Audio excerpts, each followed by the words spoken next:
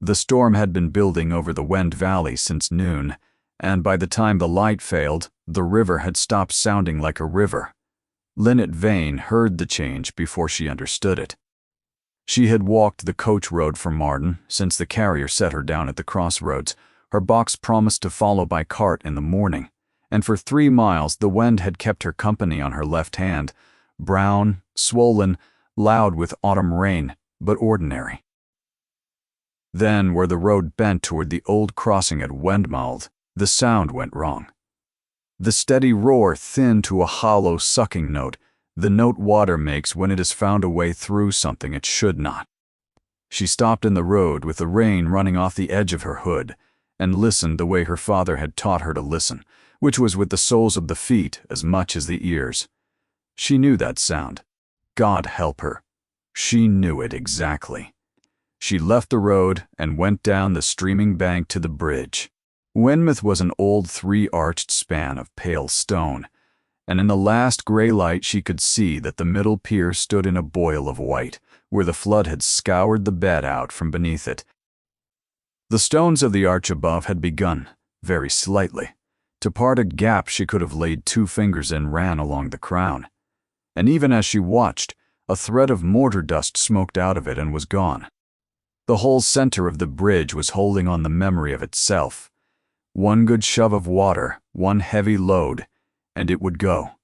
She should cross now quickly on the outer arch and run for the hall and men and lanterns. That was the moment she heard the horse. It came from the Corvain side, out of the dark of the avenue. A horse ridden hard and badly, hooves loud and uneven on the flooded road. A man riding fast for home and weather. No sensible man rode in at all. He was making straight for the bridge. In 4 strides he would be upon it, at the gallop. All the weight of a big horse and a grown man driven down onto the one span in the county that could not carry it. Lynette did not decide to move. She was already moving. She came up the bank into the road in front of him with both arms flung wide, her hood torn back, her face full in the rain, and she did the one thing no woman walking alone at night should ever do to an armed stranger on a horse. She planted herself in his path, and she screamed at him to stop. Hold, hold, the bridge is gone. The horse saw her before the man did. It threw up its head and slewed sideways, hooves skating on the wet stone, and for one endless second she was near enough to smell it, near enough to be killed. The rider hauled it round with a strength that was half temper, and it came to a shuddering stand not a length from her, blowing, its eyes ringed with white. "Are you out of your senses?" His voice came down at her out of the dark, low and hard and accustomed to being obeyed. "I could have ridden you into the ground. The bridge will not hold you." Lynette was breathing fast, but her voice came level, because a shaking voice is not believed, and she needed to be believed now, more than she had ever needed anything. The center pier is undercut. The crown of the arch is open. Take a horse across it tonight, and you will be in the river before you reach the far bank, and the river tonight will not give you back. He looked at her the way men of his kind always looked at a woman who told them their own business, as though a lamp had unexpectedly spoken. Behind him, a second rider came up out of the avenue at a canter, a servant by his seat, and reined in sharp. "My lord," the man called. "Is aught wrong, my lord?" Lynette filed the word away and left it. There was no time for it. "Send your man across on foot if you will not take my word," she said slowly, "on the upstream edge where the pier still has ground beneath it, and tell him to come off it the instant he feels it move." Perhaps it was the plainness of the instruction. Perhaps a man who gives orders all day can hear the sound of one worth taking. The rider turned his head. "Corporal, do as she says. On foot, have a care."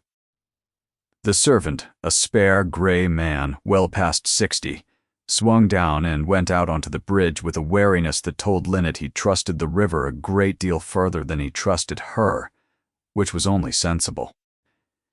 He was perhaps a third of the way across, one hand on the parapet, when the stone spoke. It was not loud. It was the small, grinding cough of a thing letting go, and Lynette heard the old man breathe a word to himself and come back off that bridge faster than he had gone onto it. He had barely set both boots on the bank when the middle arch of Wenmouth dropped, without drama, almost gently, straight down into the white water, and the flood closed over 200 years of stone in the time it takes to draw a single breath. For a while, no one said anything. The rain came down. The river, having got what it wanted, sounded once more like a river. The rider sat his blowing horse and stared at the place where the bridge had been. Then he turned and looked at the small, drenched, unremarkable woman who had stood in his road and refused to move. And Linnet Vane looked back at Alaric Thorne, 9th Duke of Aldermere, riding home in the dark, and neither of them yet knew a single true thing about the other. They took her up to the hall, because there was nothing else to be done with her. The Duke did not speak on the walk, which was long and wet. The horses led now, and the broken crossing behind them. At the foot of the great steps he looked her over once more in the lamplight from the open door. The soaked skirts, the mended cloak, the cheap box, nowhere in sight, and whatever he had imagined of the woman who had just saved his neck, she was plainly not it. "You are the girl my grandmother sent for, I suppose." It was not a question. The companion, he said the word as a man names a trifling expense. "You had best come in before you drown where you stand." He went up the steps ahead of her. To the old servant at his shoulder he said, low, and not troubling to lower it very far, "She won't see out the month at Corvain."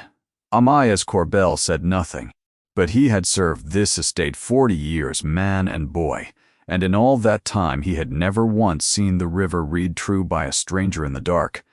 He carried the thought inside with him, the way he carried his keys, and said not a word. She had come to Corvain to disappear, and she had chosen it precisely because no soul there could know her. In the careful letters that had won her the place, Linnet had told the old Duchess only what was true, and nothing of what mattered. She had written that she was a builder's daughter, orphaned and without means, quiet and willing and glad of a roof. All of that was true. She had not written the rest. She had not written that her father was Elias Vane, who had raised bridges the length of 2 counties, and taught his daughter to read a river before she could read a book. She had not written that 4 years ago the Halewick span had come down under a fair day crowd one bright market morning, that 11 people had gone into the water and not come up again, and that the name, the newspapers and the coroner and the whole grieving county fixed the blame to, was Vane, that her father had not built it false, that another man had, and had let the whole dead weight of it settle onto Ayless while he himself walked away clean, was a thing she could prove to no one who wished to hear it. Her father had not lived a year beneath it. Grief and shame are a slower flood, but they scour every bit as deep. He had left her 2 things. One was a brass folding rule, worn soft at the joints by 30 years of his hands, and co. The other was his last field book, the true measure of the Halewick stone, set down in his own plain figures, which showed past any honest doubt whose fault it had been. She kept the book sewn into the lining of her one good cloak, over her heart, where no one would think to look and no one had the right to. The man who had walked away clean was named Alden Kite. He was still in the world, and he had every reason to wish Elias Vane's daughter silent, so Linnet had made herself no one. She had signed a plain name to a plain post in a valley 3 counties from Halewick, and she had meant to be, for as long as it took, a woman no one looked at twice. She had not counted on Corvain. Corvain was a great estate going quietly to ruin, and Linnet had been there less than a week when she found where the wound was. The hall still stood proud enough, long and gray above its valley, the wind winding silver below. On the mornings the rain held off. But a great house is not the estate. The estate is its water and its stone, the leats that fed the mill, the sluices that kept the meadows from the river, the drains beneath the roads, the walls, the culverts, the bridges. These are the body of the thing, and the body of Corvain was failing from the feet up.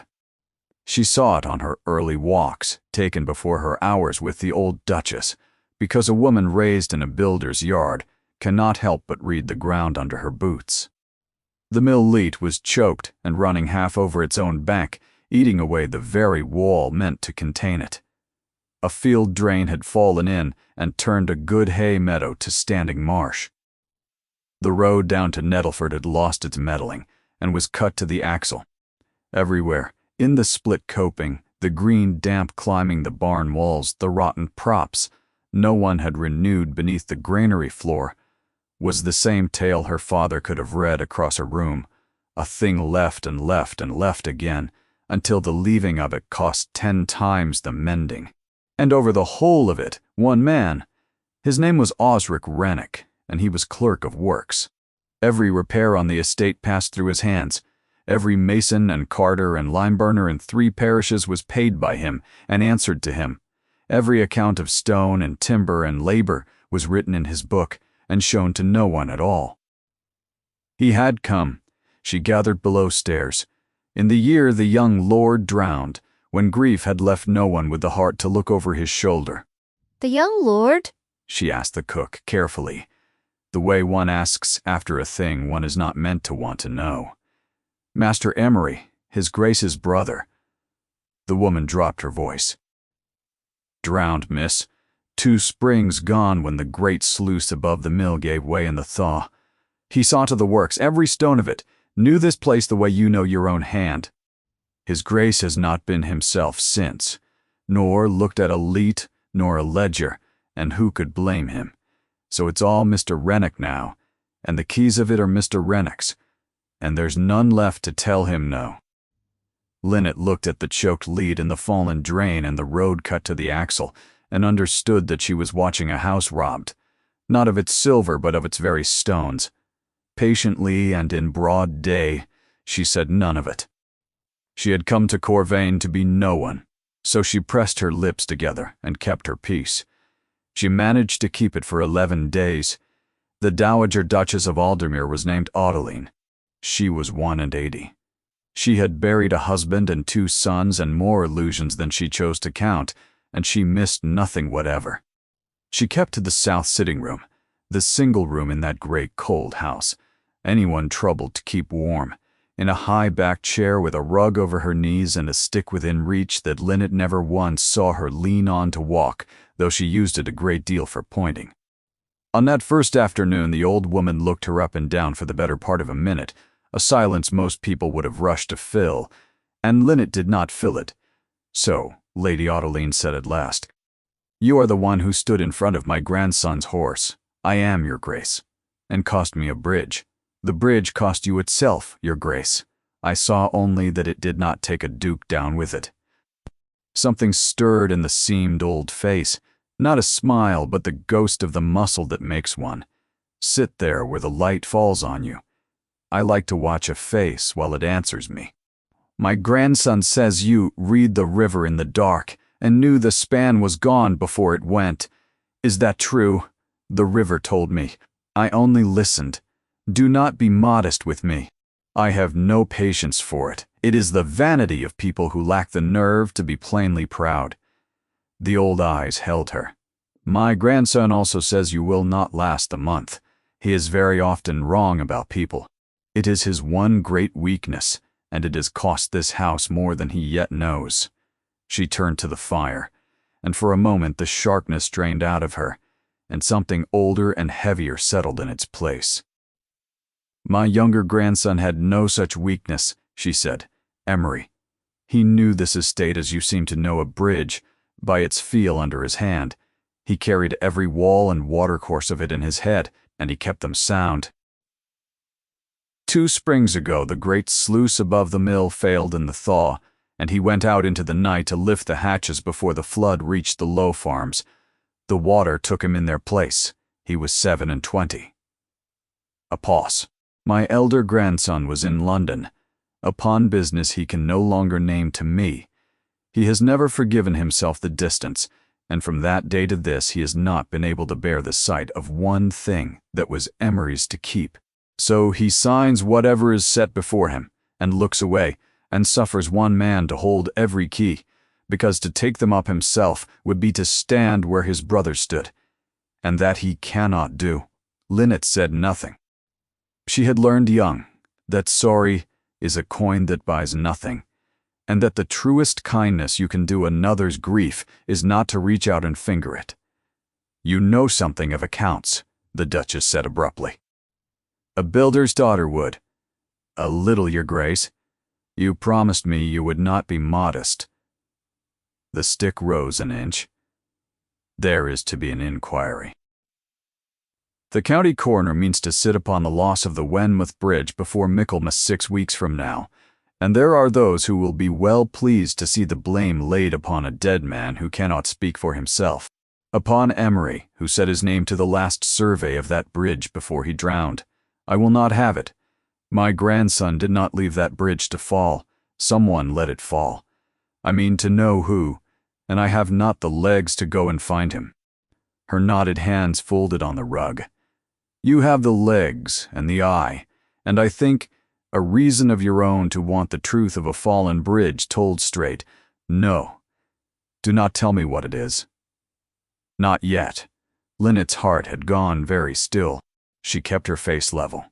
What would you have me do, Your Grace? I give you the run of the stores, the still room, and the household accounts, upon my own authority, which in this house is a great deal older than Mr. Rennick's.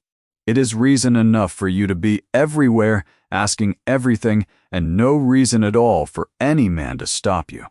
A companion may walk in at doors, where a clerk of works would turn an agent away.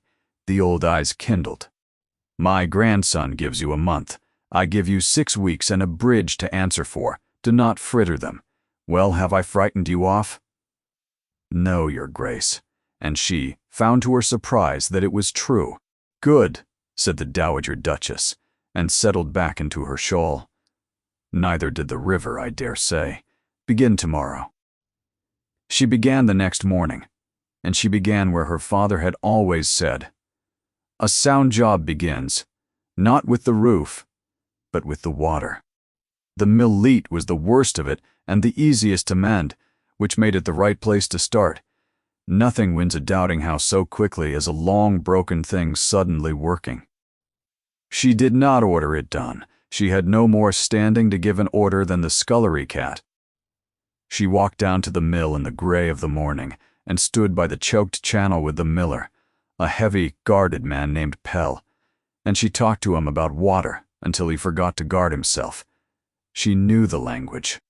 She knew what a leat wanted and what a wheel wanted, and Pell, who had watched his race silt up for 2 years while the clerk of works promised and sent no one, heard his own tongue spoken for the first time since the young lord died. By noon he and his boy were in the channel with rakes and a borrowed horse. By dusk the water ran clean and quick down its proper course, and the wheel turned sweet for the first time in a year. It had cost the estate a single day and a civil word. News of that kind travels below stairs faster than any other. She learned of the wager on her 4th day, and she learned of it, as she learned most things, by being small and still in a room where louder people forgot her. There was a book made up in the servants' hall, 6 pences and shillings staked on how long the new companion would last. The odds ran hard against her. The boldest money said she would be gone by the first hard frost, sent off like the 2 who came before her, driven out by the cold rooms, and a master lost in his grief, and the smooth clerk of works who held every key and answered to no one. Even the kitchen maid who liked her had a penny down on the month. Linnet did not resent it. On the whole, she thought it a sound bet. She had made much the same one herself the night she signed a plain false name to a letter and set out for a valley 3 counties from her own ruin. And she did not mean to win it by argument. She had never in her life won anything by argument. Argument was for people who were listened to. She meant to win it the only way she trusted. By making herself quietly and without fuss, impossible to spare.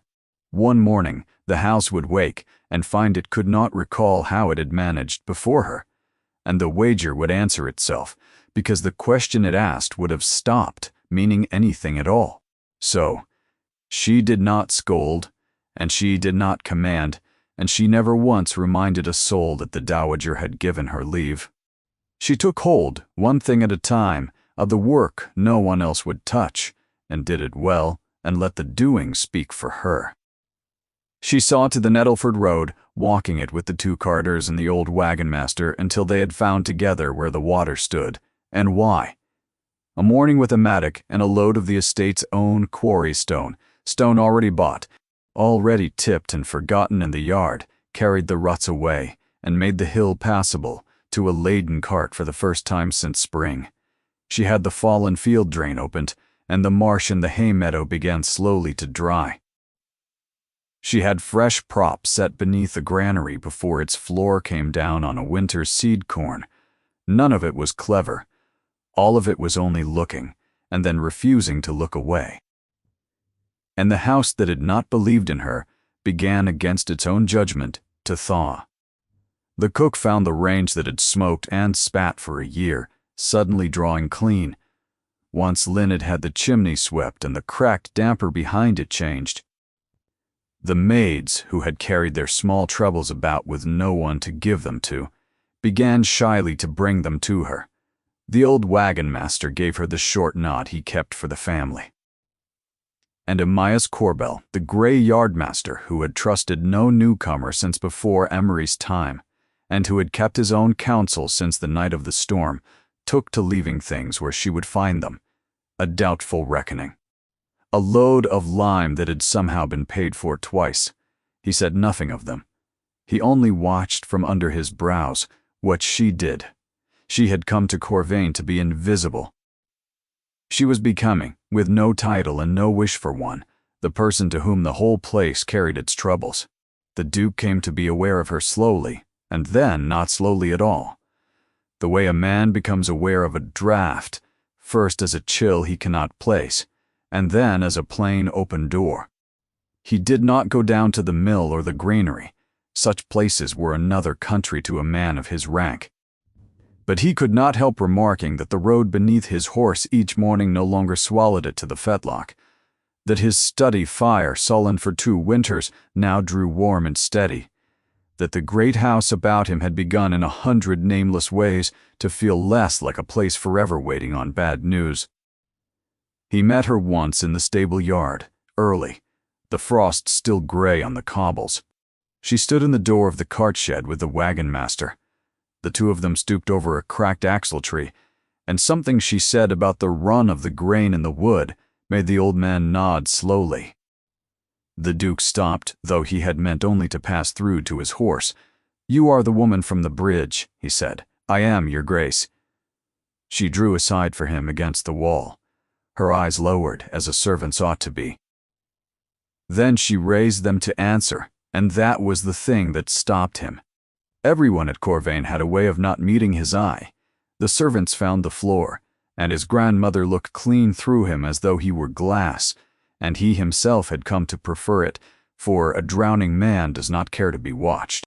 This small brown woman looked at him as plainly as she had looked at the river, as though he were neither a duke nor a grief, but only a man who had asked a question and might, if he could be trusted with it, be told the truth. No one had looked at him so since Emery died. It disturbed him more than any insolence could have. "My grandmother has set you to the accounts," he said, more sharply than he intended, "among other things." "She has, sir." "I hope I do not overstep." "You mended my road. I only shifted stone that was already bought, your grace." It seemed a waste, lying idle in the yard. Something moved at the corner of his mouth and did not quite arrive. "You appear to be greatly offended by waste, Miss Vane. I cannot abide a thing built false, sir, nor a sound thing let fall for want of a day's care.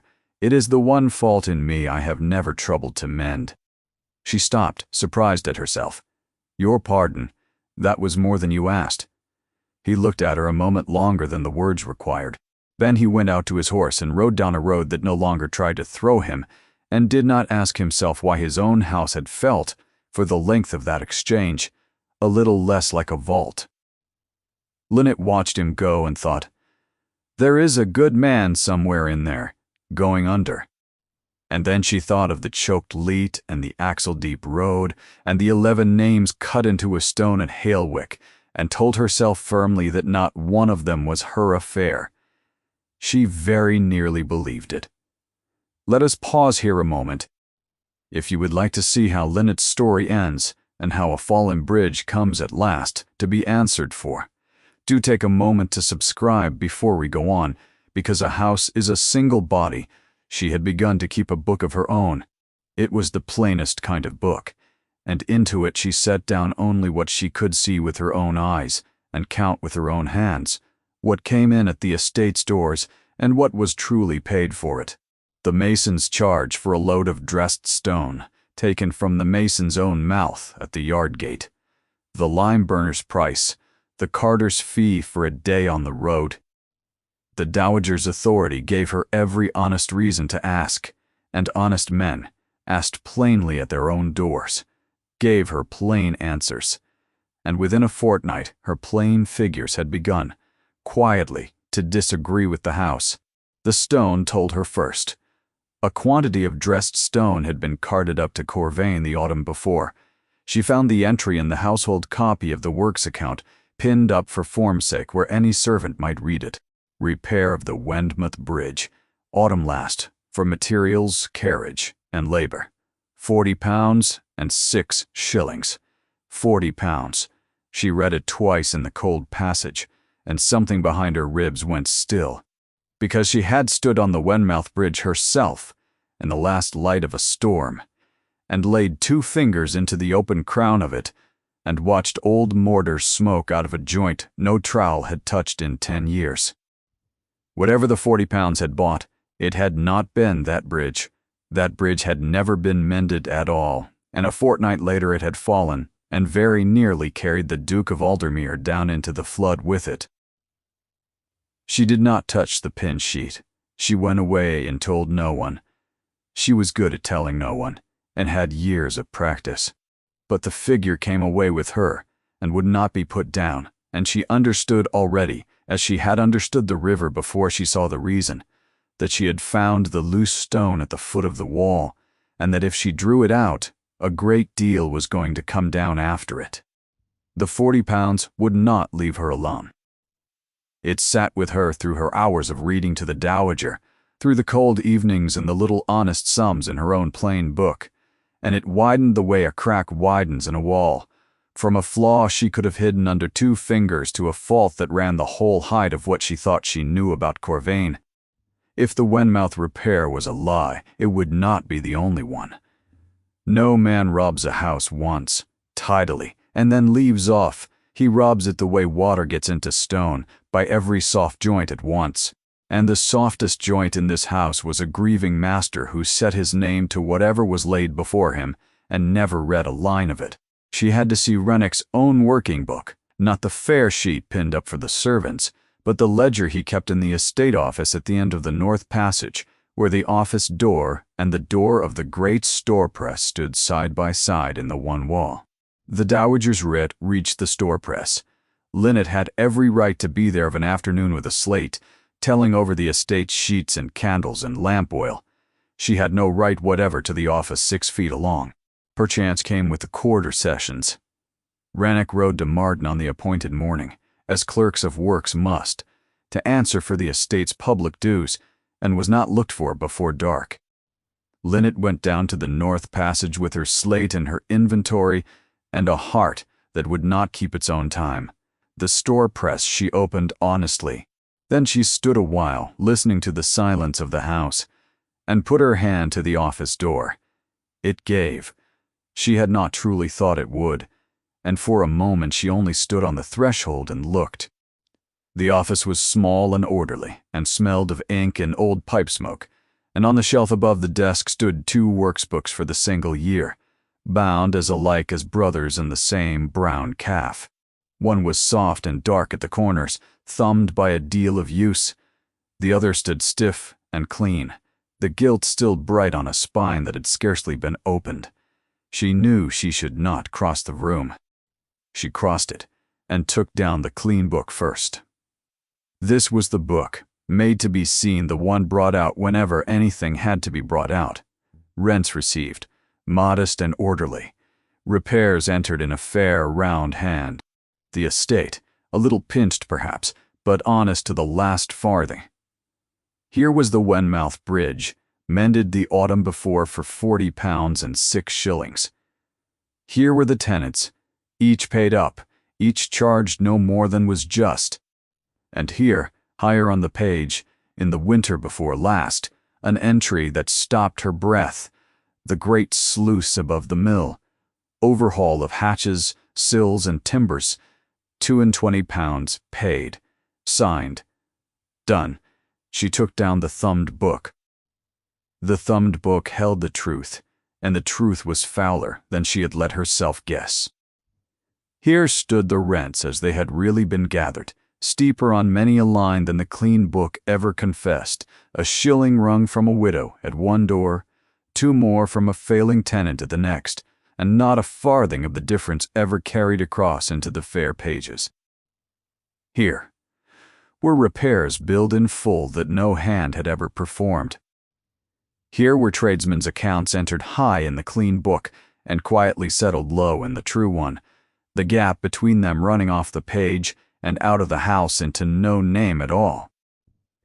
And here she made herself read it twice, because the first time her eyes slid off the line.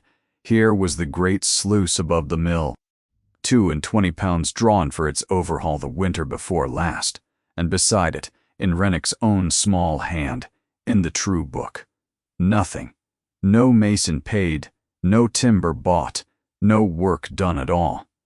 The sluice had never been touched. Linnet stood in the failing light of that little room and understood what she was holding in her 2 hands. Emery Thorne had gone out into a thaw night to a sluice he believed was sound, that the estate's own book swore was sound, £22 of fresh oak and new iron, standing between him and the flood, and it had let go beneath his weight, because there was no fresh oak and no new iron, only rotten wood and a man's signature laid over a theft. Rennick had not merely bled the house. He had drowned its younger son and gone on drawing his wage. And smiling, a door opened at the far end of the passage. There was no time to think, and thinking would only have betrayed her.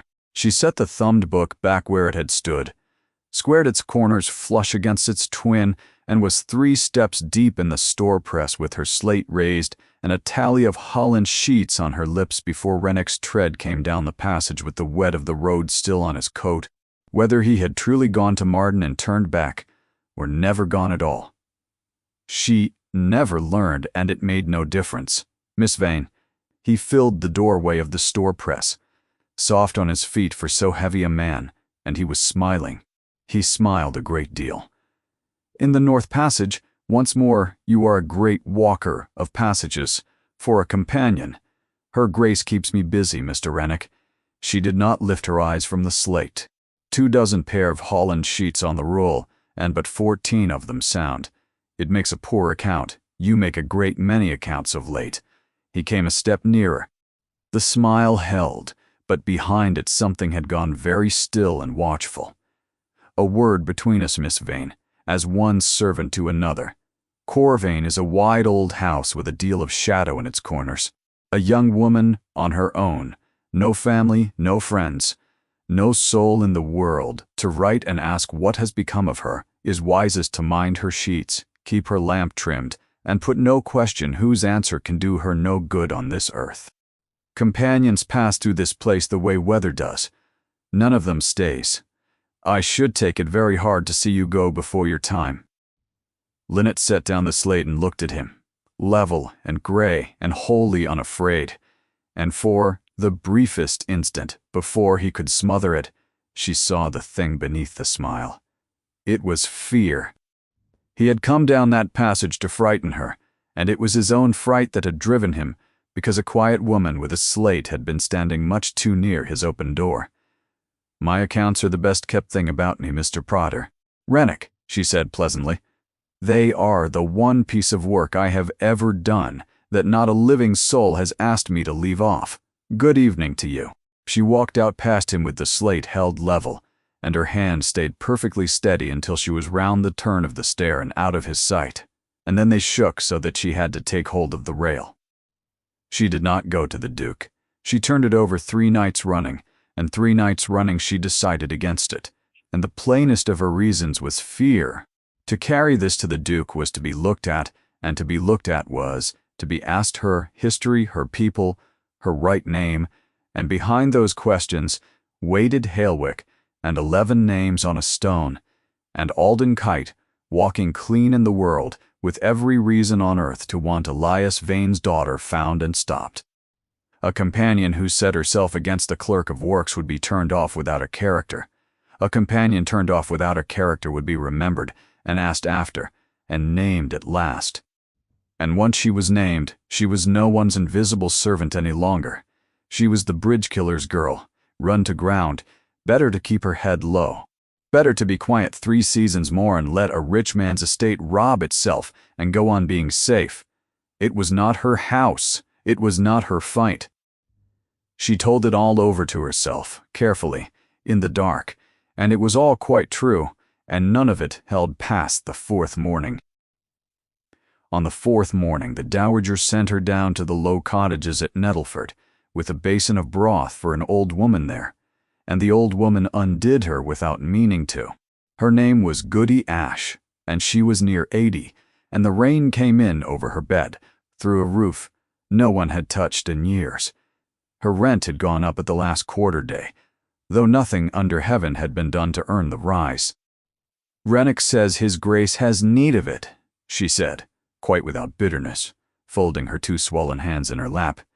"And his grace is a good gentleman that lost his brother, poor soul, so I'll not begrudge him a shilling. I only ever wonder, the roof's not seen to, for I mind we were charged the mending of it 2 years back, in Master Emery's day, but I'd not trouble his grace with the like of that, not with his grief upon him." Linnet stood in the doorway of that leaking cottage with the broth going cold in her hands, and looked at the old woman being no trouble to anyone at all, and she was ashamed to the soles of her feet, for there was the whole engine of it plain as a drawing. Rennick had never needed to be clever. He had only needed to be patient and to let everyone about him go on being good. He had built the thing on a grieving master who would not look, on faithful old women who would not complain, and on a frightened companion too careful of her own neck to speak. Every last soul turning that engine was behaving decently, and a household of decent, frightened, grieving people can be stripped to the bare beams and will go on being stripped, politely saying please and thank you all the while, until one of them is at last willing to be seen doing something to stop it. Linnet carried the cold basin home and rinsed it and made up her mind. She could not walk into the library with a rumor he would not credit, or Rennick would name her a hysteric and see her packed off by week's end. She needed the thing itself, whole and heavy in her 2 hands, the true book laid against the false, the tradesman's own reckonings against the settled sums, the tenant's own words against the posted rents, built so plain and so solid that no smile alive could wave it off. She needed, for once in her small, careful life, to be entirely and dangerously visible. And she would build it the way she had always built a column of figures, without haste, in her own hand, one honest scrap of proof laid carefully upon the last. She had 6 weeks and a coroner riding toward Michaelmas, and a great deal to do before he came. She built it at night. By day she did her honest work where any eye might follow her. The stores, the linen, the kitchen book, and under that honest cover she gathered the things she truly wanted. The mason's tally for the Wenmouth stone that had gone off somewhere else. The lime burner's own reckoning. Goody Ash's mark, and 2 other tenants beside it, set to a plain statement of the rent they truly paid. She could not get into the office again. Rennick kept it locked now, and his eye upon her besides, but she found she had no need of the office. She was building the true accounts from the outside inward, from doors and tally sticks and the marks of honest people, and wherever her figures met his posted figures, the daylight between the 2 told the whole of the tale. She kept the growing proof where she kept her father's field book, sewn flat into the lining of her cloak over her heart, and copied fair each night by a single candle behind a bolted door. She had understood from the very first that a half-built case was worse than none. A rumor Rennick could laugh away, A finished book he could not. Twice he came near to catching her. Once he found her in the north passage after dark with a candle in her hand and asked, gently, what a companion wanted so near his office at that hour. And she answered that she was seeing the store press locked for the night, which was true, so that he could not fault it, though he did not care for it. And she saw that he did not, and understood why. He had built his whole quiet theft on there being no one at Corvain who looked, or listened, or wrote things down. A woman to whom the tenants had begun to bring their troubles was exactly such a person, and troubles brought to the right person have a way of adding themselves up. So she did her honest work where he could see it, and kept her true book where he could not, and waited. She had learned patience the way other girls learn their sampler. She was very good at it. And while she built her case, without either of them quite intending it, she and the Duke came to know one another. It began with the books. The Dowager sent her to the long north library for a volume, and there she found the Duke in the last of the light, not reading, only sitting with a shut book on his knee and the fire fallen low. He was there again the next evening, and the next it was the one room of the house he had not given up. The first time she made to withdraw, and he said, stay, find her book. You are no trouble to me. So she found the book, and lingered a moment at the shelves, and they spoke of small things. The weather, the height of the river, the horse he had ridden the night of the storm. After that, by no arrangement either would have owned to. She came most evenings, and most evenings he was there, and the library grew into a place that belonged, without a word said, to the two of them alone. She found, just what the old woman had promised. No cold man at all, but a man going quietly under. Beneath the shut face lay a dry, unhurried humor, and a great buried gentleness that grief had overrun the way. Bramble overtakes an orchard no one has the heart to prune. He spoke of Emery once, and only once. It was late, and the fire was down to a single red eye, and he said, not looking at her, he would sit where you are sitting. He would read the ridiculous notices out of the newspaper until I laughed, which in those days I did not often do, and he kept a private tally of every laugh he won from me. He turned the shut book over in his hands. I was in London when the thaw broke. There was business there. I have never since been able to name a single item of it. Though I have tried, a writer came for me too late. My brother was 3 days under the water before I so much as knew the sluice had gone. Linnet did not tell him she was sorry. She had learned from his grandmother what that was worth. She said instead he held this whole place together with his 2 hands. That is a great weight for one man to have carried, and carried well. He must have loved it past telling. The Duke looked at her across the embers. You carry it now, he said. Do not suppose I have not seen it. The road, the mill, the baskets to the cottages. My grandmother's writ reaches only so far, Miss Vane. The rest of it is yourself. A pause. It was the one question she could not answer wholly without answering all of it. So she gave him a true thing that was not the whole truth. Because a house ought not to die of neglect while good people stand about in it wringing their hands, your grace, I cannot abide a thing built false, nor a sound thing let fall for want of a day's care. You have heard me say as much before. Something moved at the corner of his mouth, and this time very nearly reached it. I begin to think, he said, that you would set a battlefield to rights, and letter every grave in a fair round hand. It was the Dowager who made the thing half official in the way of old women, which is to say, without asking a soul's leave. One afternoon, she had Linnet fetched to the south room, and on the little table by her chair lay a battered volume in marbled boards, its pages stiff with old damp and older ink. Emery's field book, the old woman said, and her knotted hands did not go near it.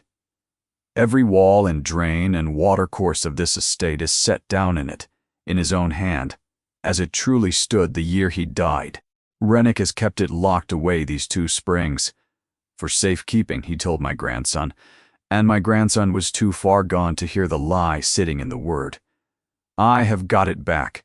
Do not ask me how. I am 180, and I have my ways. She looked up, and the old eyes were very bright. It belongs in the hands of a person who can read it. That is not my grandson. God keep him. And it is most assuredly not Mr. Rennick. It is you. Take it. And on the day some man comes to take it off you again, for come he will, you hold fast. Lynette took the book. It was heavier than she had looked for. Thereafter she carried it with her own true accounts folded inside, the dead brother's honest measure of the place, and the living proof of the theft that had killed him, bound together beneath her cloak over her heart. She had it under her arm the next evening in the library. The Duke's eyes went to the marbled boards and stayed there a long moment, and something crossed his face she could not read. Grief, perhaps, or memory, or the first faint stir of a thing that had as yet no name in him. "My grandmother gave you that," he said. It was not a question. "She did, Your Grace. Emery used to tell me a house is never run by a man's signature," he said slowly, "but by an honest eye and an honest hand, that it rots from the inside, while the master sets his name to the ruin of it and never troubles to read the page." He was quiet a moment. I did not understand him then. I understand him now. I have put my name this year to a very great deal.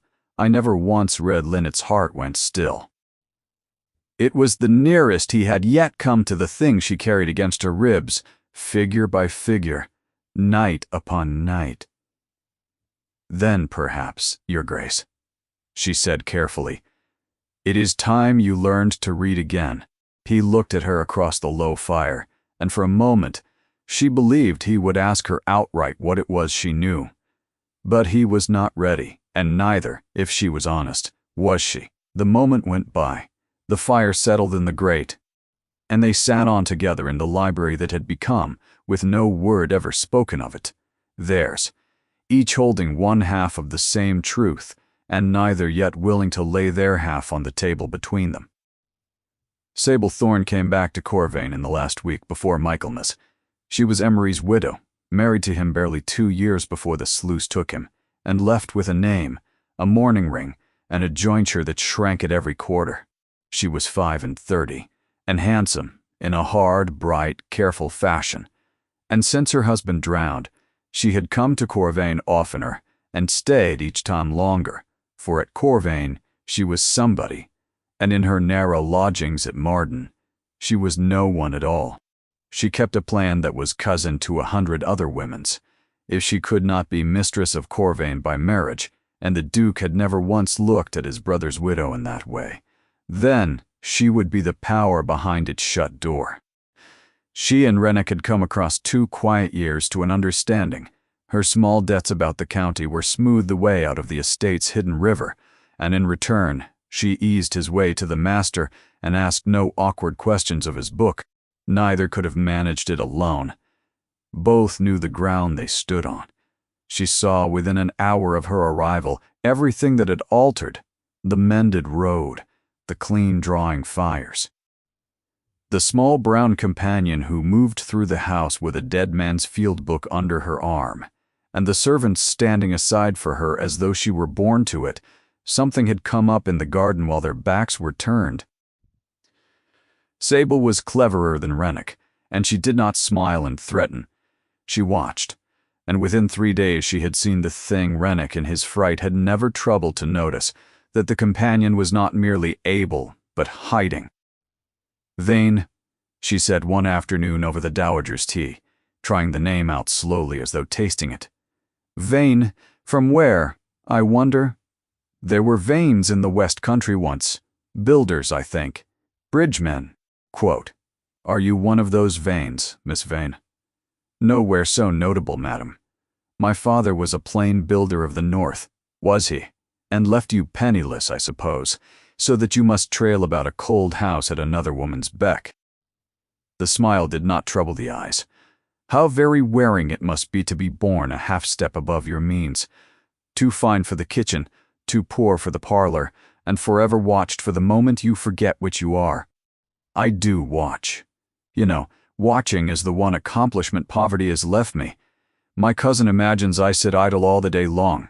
I do not. I watch." Linnet met the bright, hard gaze, and knew that here, and not in the soft, smiling steward, stood the real danger. "Then your books are kept a great deal closer than mine, madam," she said mildly, "for I never had the knack of reading people at all. Stone was the only thing my father taught me to watch, and stone, at the least, holds still to be looked at." And from the depths of her chair the old dowager gave a short, dry cough that, in a less dignified woman, would have been open laughter. Everything gathered pace after that, the way slow things do when they reach the edge at last. Sable began to write letters. Somewhere in the ruin of her better days she still had a cousin married to a country attorney in the West, and she set him to asking, in the mild roundabout manner of country attorneys, whether anyone thereabouts recalled a builder named Vane, and a daughter of about 22, who had left her people the autumn before last. The answer came the way such answers always seem to, not quietly in its own time, but on the one morning the house already had trouble enough of another kind. For before the reply was well out of Sable's hand, a hired chaise came laboring up the Curvain drive, and set down on the gravel a broad, high-colored man in a bottle-green coat, whom Linnet had prayed 3 years never to see again. Rennick had not sent for him. Sable had not sent for him. Alden Kite had run her to earth himself, and, slowly, a maidservant's letter carried home to the West, a chance description repeated in the taproom of a coaching inn, one patient thread drawn after another. He had come because the daughter of Elias Vane was the one loose stone in the wall he had raised over 11 graves, and he had lain awake 2 years, wondering when she would work herself free of it. Linnet was crossing the forecourt with Emery's field book under her arm, and her own true accounts folded within it when the chaise door swung open. She saw the broad hand on the frame, the bottle-green sleeve, the wide, florid face that had looked down at her once across her father's coffin and bidden her be a sensible girl and hold her tongue. Her step checked. The heavy book slid in her grasp, and she caught it hard against her chest with both hands. "There she is," said Alden Kite, and the satisfaction in it was almost obscene. "There's Elias Vane's girl that ran from her own name in the dark. You've led me a long chase, missy, and no mistake, but here we are at the end of it, and that of every moment in the world was when the Duke of Aldermere came down his own front steps." He had heard the wheels on the gravel. A strange carriage in his own forecourt was still distantly, a thing he was answerable for.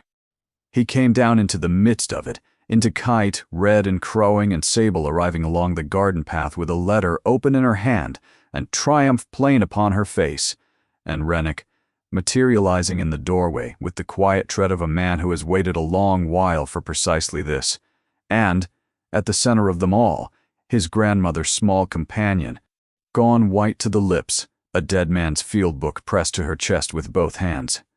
"What?" said the Duke, in the voice that had once in the rain brought a bolting horse to a stand. "Is the meaning of this?" It spilled out altogether, and clumsily, the way accusations do when 3 people are impatient to make them at once. Kite was plainly delighted to find a duke to complain to, and set the whole story out in the shape that suited him best. This was the daughter of Elias Vane, the builder whose bridge had come down at Halewick and drowned 11 souls of a fair day morning. A disgraced name, a fatherless girl fled from her own county under a borrowed character. And now, here Sable stepped smoothly forward, her letter trembling in her hand, now run to ground in his Grace's own house under a false direction, copying his Grace's own works accounts by candlelight. "I made the inquiry only for the household's protection, cousin," Sable said, sweet and clear. "One does ask oneself.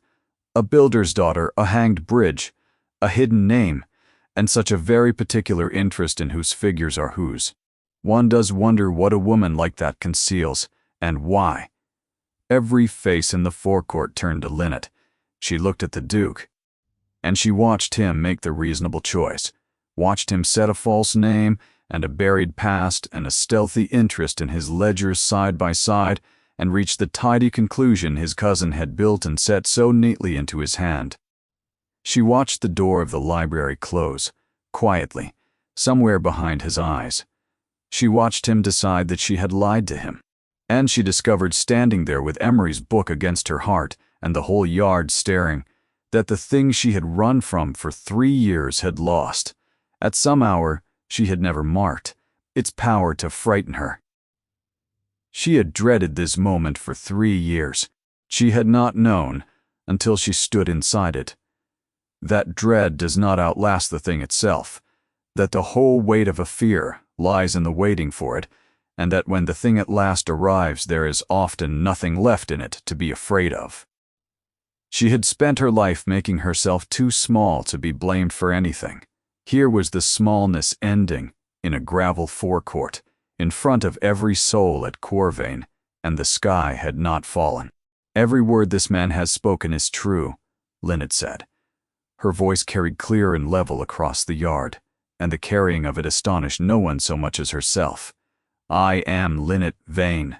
My father was Elias Vane, who raised bridges for 30 years and never once lost a life beneath one of them until Hailwick.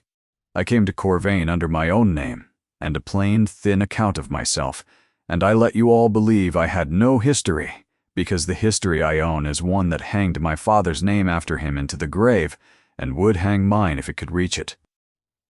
She turned her head to Kite. "And this gentleman knows, better than any man living, that my father did not build the Hailwick Bridge false. He knows it because he built it false himself, sold it short of half its iron, and kept the difference, and let the whole dead weight of 11 souls settle onto Wyas Vane, and walked away clean, and has slept badly every night since. As I see by his face, he is sleeping badly." "Now slander," said Kite, but the color had drained out of him. "A hysterical girl, a spite. I have my father's last field book." She lifted the marbled boards in both hands, there in the open yard. The true measure of the Hailwick stone in his own figure set down the week before it fell. Any honest builder in England may lay it beside what you swore to the coroner, and see inside an hour which of you built that bridge, and which of you starved it. I have carried it 3 years, wanting one honest man who would consent to look. I did not know, when I came here, that I should find a whole house wanting the same thing." She turned then to the Duke, and after that she was aware of nothing in the world but him. "Yes, Your Grace. I copied your accounts. Your cousin has the right of it. I have copied them 3 months, and they are in my room this moment, fair and complete. The true rents against the posted rents, the tradesman's own tallies against the settled sums, the tenant's own marks against the shillings they were squeezed for. I did not bring them to you, and I was wrong not to, and my reasons were, too. I was a coward, and I had a name of my own to keep hidden. But hear the rest of it before you shut your door on me, because the rest is yours, and not mine at all." Her voice did not shake. "You are being robbed, sir, to the roots, patiently, in a fair, clerkly hand, by the man who stands in your own doorway drawing his wage. He took £40 to mend the Wenmouth Bridge, and never set a stone of it, and the bridge went down under you in the rain a fortnight past. And I stood in that road because I could hear across the dark that no hand had touched it in 10 years, and there is worse. There is one entry more." She made herself say it gently, for there was no gentle way to say it, and the gentleness, at least, was his by right.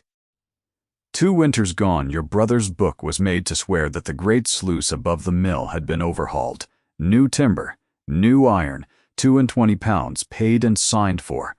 Not a board of it was ever touched. Master Emery went out into the thaw to a sluice he believed was sound, because the estate's own book had told him it was sound, and it opened beneath his hands because there was nothing under the paint of it but rot and a lie. He did not drown of the flood, your grace, he drowned of Mr. Rennick's bookkeeping. And that I can prove to you as well. For the space of 1 heartbeat, No one in the forecourt moved. Then Rennick laughed, a soft, easy, comfortable sound, and it was the worst thing he could have done, and he knew it the instant it was out of him. No man laughs at a reckoning he knows to be true. Sable Thorne's bright face had gone perfectly still, and the Duke of Aldermere was no longer looking at Linnet as at a stranger who had lied to him. He was looking at her the way a man come up half-drowned looks at the hand that has reached down into the water after him. "Show me," he said, "all of it. Now." They did it in the library, and it took the rest of that day and the better part of the night. Linnet fetched her 3 months' work, and the tradesmen were sent for and came up in their Sunday coats, uneasy under the high ceiling, and laid their own tally sticks and account books beside her fair copies, and swore to the figures one by one, the mason, the lime burner, the carter. The Marden man who had never mended a bridge over any river in his life because no soul had ever paid him to. The wagon master brought up the tenants.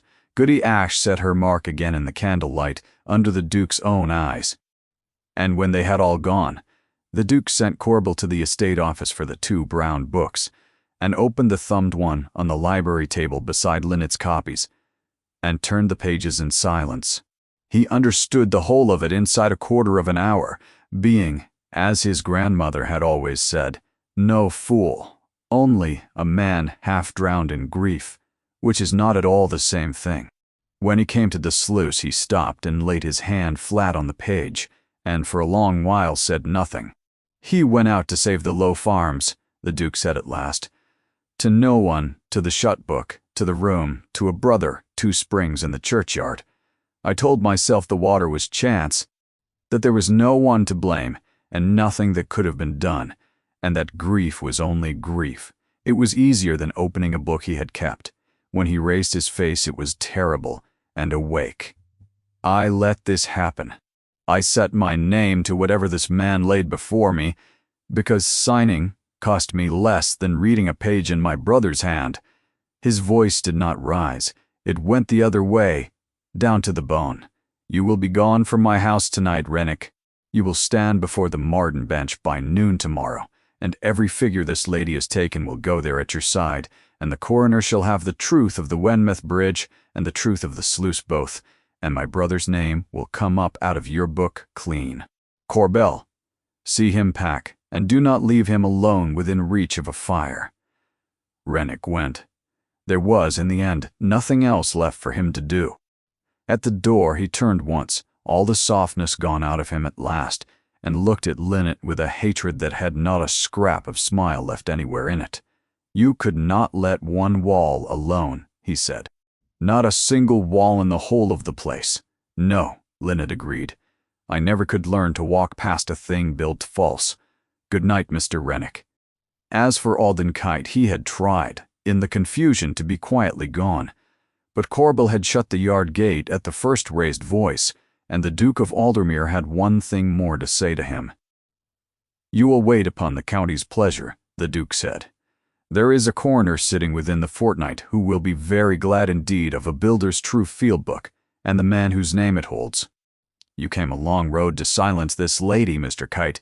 You will find you have carried the proof of your own undoing the last mile of it up my drive, in her 2 arms.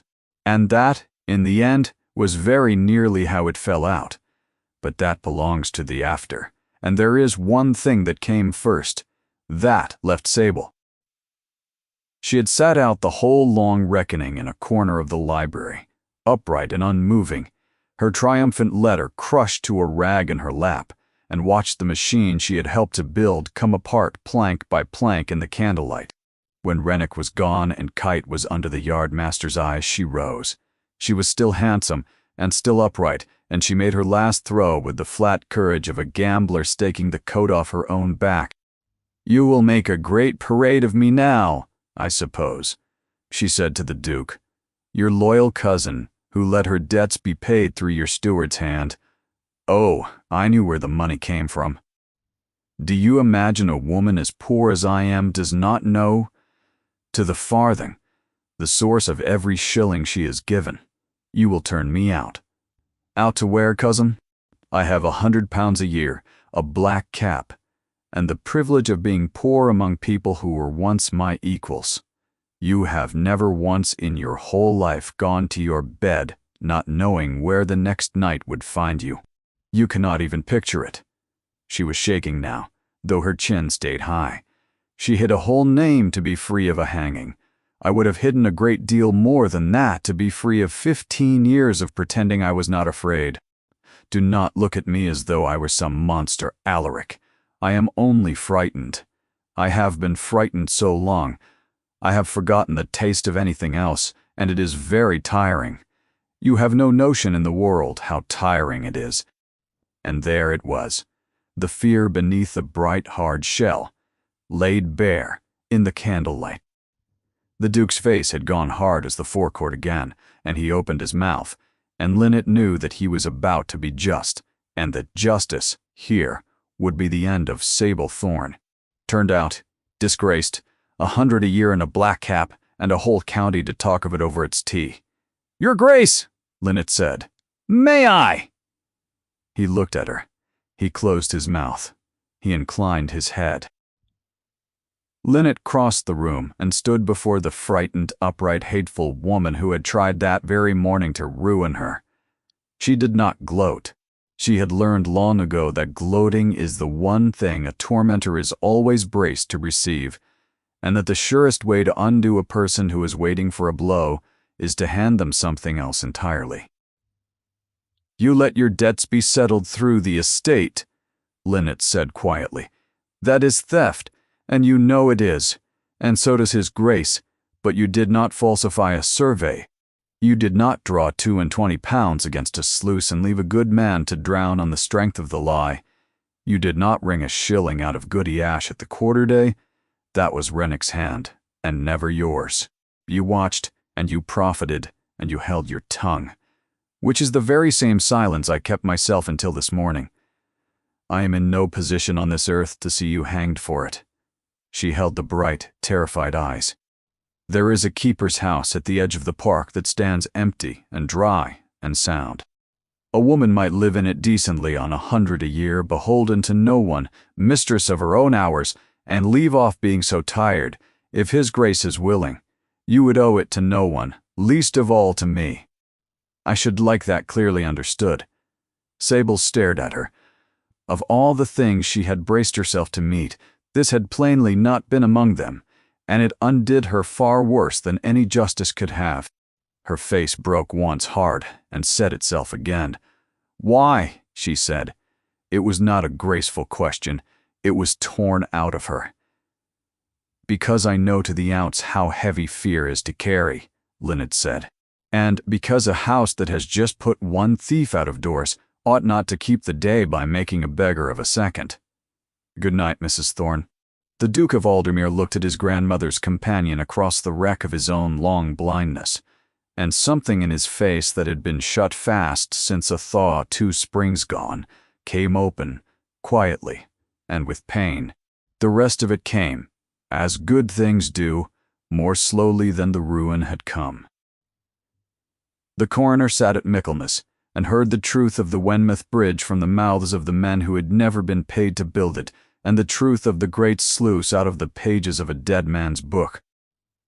No blame was laid upon Emery Thorne. His name came up out of the black ledger clean, exactly as his grandmother had sworn it would. Osric Rennick answered first to the Marden bench, and then to the assize. What little was found upon him was reckoned to the last shilling and given back, cottage by cottage, to the people he had squeezed, and where the man himself could not restore it, the Duke restored it out of his own purse and called it cheaply bought. Goody Ash's roof was mended before the first snow, by the Marden man who was paid the honest cost of the work and not a penny over. And Alden Kite, who had carried the proof of his own guilt the last mile up the Corvain Drive in Linnet's arms, went to answer for Hailwick before a court that had, at long last, a builder's true field book to lay beside his sworn lies. It took the better part of a year, but before the next summer was out, in a printed notice, Linnet read 3 times over in the library, the Duke's hand quiet on her shoulder. The name of Elias Vane was set down at last where it belonged. not among the men who had drowned 11 souls at Halewick, but as the one honest man they had wronged in order to hide it. Her father had not lived to read it. She thought, folding the paper small, that perhaps he had not needed to, that he had known the truth of his own stone all along, and that the only person left who had needed the world to know it was the daughter who had carried it 3 years against her heart. They rebuilt the Wenmouth Bridge that spring, properly, in good dressed stone, by a master mason, paid what a bridge truly costs. And when it was done, the Duke of Aldermere did a thing his brother had used to do, which the valley had not seen in 3 summers.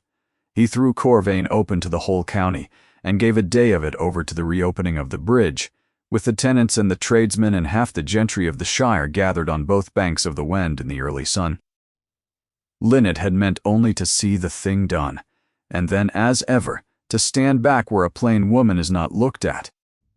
She had put on a grey gown, the quiet color a crowd forgets it is seen, and she stood at the near end of the new bridge, seeing that the trestles held and the ale went round, wholly taken up with her work and wholly unaware of herself, which was, though she never knew it, the only condition in which she was truly worth the looking.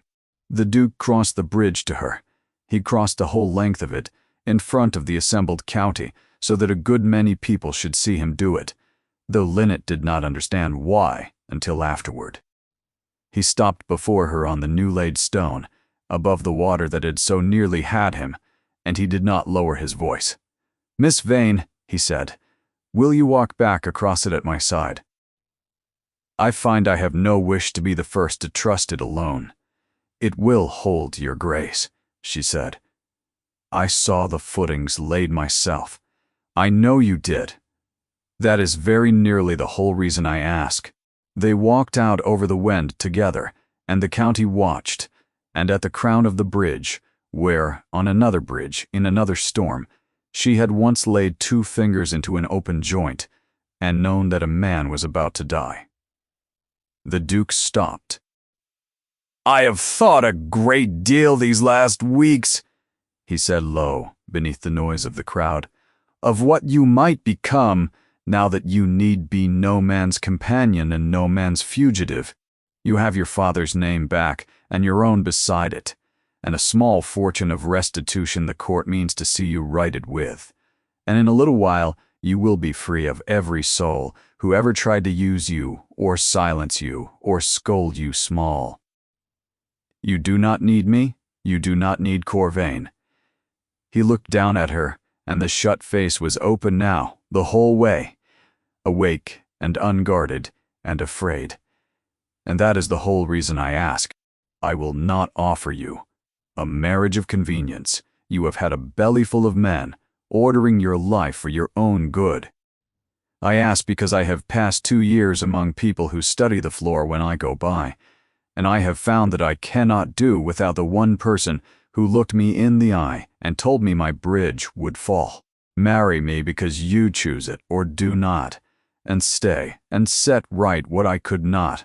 The house is yours to run whichever you answer. It has been yours since the spring. But the asking is honest, and the choosing is wholly yours. From here, every word of it is yours." The whole near bank had gone quiet, the way a crowd goes quiet when it knows without hearing that something is happening. Linnet looked up at him, at the water going bright under the new arch, at the county on the grass, at the 3 years she had meant to spend small and safe and never seen. Safe was such a little word. She had been safe the whole of her life. She had never until this valley been looked at squarely by a person she trusted, and found that the looking did not cost her everything. She had. "Alaric," she said. She had never used his name before. The bank heard her use it, and so did he, and something crossed his face worth more than the whole of the court's restitution in the honeyed valley and the good stone under their 2 feet. Take that for a yes, for I think you would have it in plain words. I have spent a great many years holding my tongue, and I find I am done with it. Yes, I will marry you, because I choose to, and for no other reason under heaven. On one condition." "Name it," The keeper's house at the park's edge is Mrs. Thorne's, for her life in writing, so that she need never again lie awake afraid of where she will sleep. And the sluice above the mill is rebuilt this summer, properly, by the man who is truly paid to build it. I will not have one more soul drown at Corvain for the sake of a lie in a book."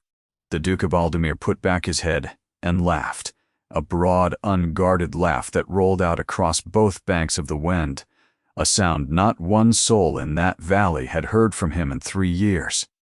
On the grass at the foot of the bank, the old dowager lowered her glass slowly to her knee, and let her face, for the space of a single breath, settle into a thing no one there had ever quite seen upon it: contentment.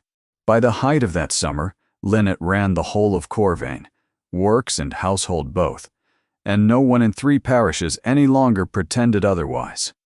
The rents came in fair and went into a single honest book, kept in her own hand, the true rents and the true repairs, and no thumbed brown twin standing beside it in the dark.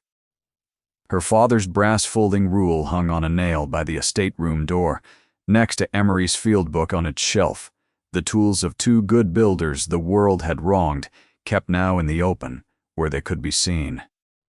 She and the Duke were married without fuss in the small church at Nettleford, and the dowager came in on her grandson's arm and let fall exactly 2 tears, which she declared afterward to be a full and sufficient ration for any woman of sense, and blotted away as though they had been an impertinence.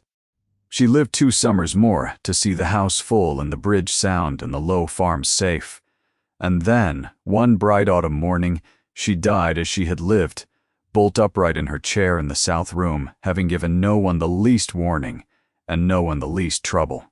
That was the single loss all the mending in the valley could not mend, for the living may learn to be happy again, and it does not fetch the dead back up the drive.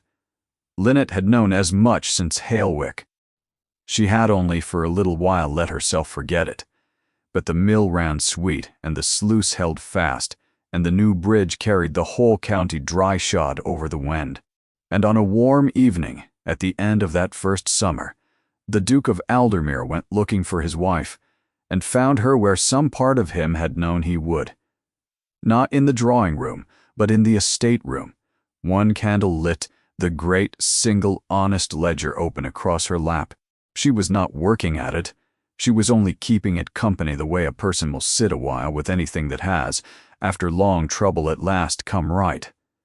"You have put the whole of it to rights," he said from the doorway. "Every wall of it stands true. There is nothing left in the place that wants saving. Whatever will you do with yourself now, your grace?" She looked up at him across the low light, level and gray and unafraid, exactly as she had looked at him from the wet gravel in the first hour of the first day, when he had told his yardmaster she would not see out the month. "Something will want doing," she said. "Something always does. I cannot abide a thing built false, you know. It is the one fault in me I have never troubled to mend." She had come to Corvain to make herself so small that no fallen bridge could ever be laid at her door again. She had spent her whole life learning to go unseen, because to be seen, she had believed, was to be found, and to be found was to be ruined. She had been wrong on every count, but the caring. She had learned it in one valley from a grieving man, and a sharp old woman, and a river that had told her the truth in the dark, that the ground you make yourself smallest upon is the very ground that gives way beneath you in the end, and that the one footing that never fails a person is the truth, spoken plainly, in daylight. To someone with the courage to hear it, she had spoken hers at last in a forecourt, in front of everyone. And the sky had not come down. It had, instead, after a very long gray while, begun to clear. "Come and sit," she said. "You have been standing in that doorway going under again. I can see it from here." He came and sat, and the candle burned steady between them, and the great house settled quiet around them, sound now and honest and full, a house that for 2 long winters had stood like a bridge on a scoured pier, whole to the eye and a breath from falling, and had that summer, stone by patient stone,